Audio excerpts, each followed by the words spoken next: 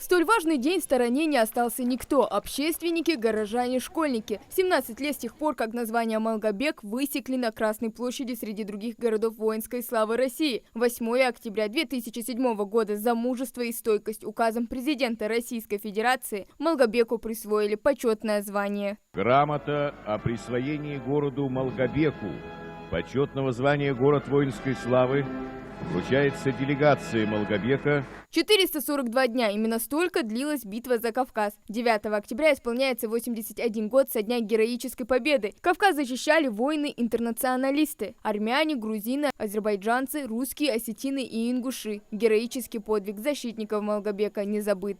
Своих лучших сыновей отдала этой войне маленькая Ингушетия. Свыше 5000 малгобекчан было призвано на фронт. Многие из них сложили свои головы на полях сражений, ушли в бессмертие. Малгобекская оборонительно-наступительная операция длилась более 4 месяцев.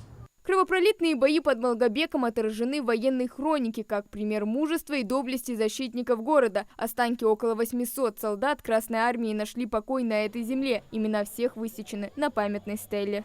Эти грозные годы, грозной осенью, наши с вами отцы и деды с оружием в руках защищали наш город, и немцы не смогли его взять, потому что над нашим городом витал дух победителя, дух воина.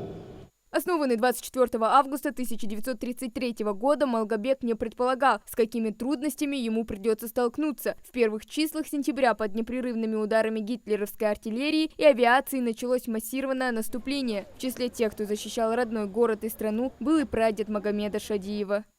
Я горжусь, что мой прадедушка стал ветераном Отечественной войны, и его посвятили как лучшим стрелком Владимир Владимирович Путин.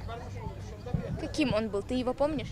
Да, конечно, помню. Он был очень хорошим и добросовестным человеком. Всегда помогал в нужный момент и давал совет.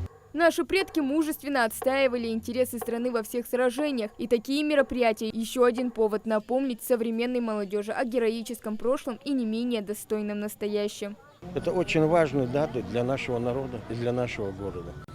Потому что история сама показала и доказала всем, что ингуши, как 2,5 века назад, дали клятву верой и правдой служить народу российскому, так и слово свое выдержали и держат до сих пор. Сегодня вы знаете, что многие наши ребята воюют в зоне СВО. У нас 3 человека получили высокое звание героя. Более 20 человек награждены орденами мужества. Многие награждены медалями и орденами. Это еще раз показывает, что ингушский народ был верен всегда своей клятве, верен своему слову. И очень важное это значение имеет для подрастающего молодого поколения. После торжественной части собравшиеся почтили память погибших минутой молчания и возложили цветы к памятнику воинов-земляков, отдавая дань уважения всем, кто боролся за мирное небо над головой.